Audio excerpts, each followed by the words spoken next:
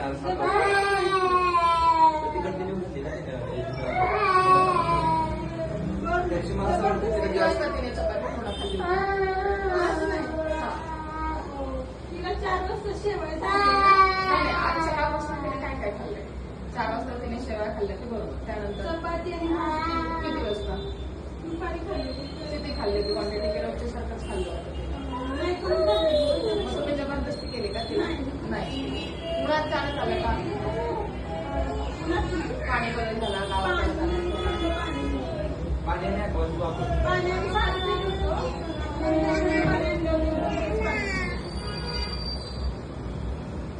major problem होते की सर्दी आणि उलटी गेली होती खोकून वगैरे उलटी नाही ना केलेली तिला काय सध्या गॅस्ट्रोची साथ आहे त्यामुळे आता जरी तिला उलट्या असल्या तर कदाचित तिला जुलाब पण सुरू होऊ शकतो म्हणून मी विचारले की ती शिकाशी करते आलं का लक्षात तिला पाणी भरपूर द्या आणि उकळलेलं पाणी फ्रीजचं ॲक्वाचं नको कंपल्सरी उकळेल म्हणजे जे पण पाणी असेल तुमच्या घरातलं असो कोणते असो ते उकळून असतं आणि फ्रीजचं थंड तेलकट तर नकोच पॅकिंग फूड काही नको बिस्किट्स पाव खारी टोस्ट मॅगी कुरकुरे असलं काही खाल्लं होतं ना नाही चिप्स वगैरे काही खाल्ले होते बस बस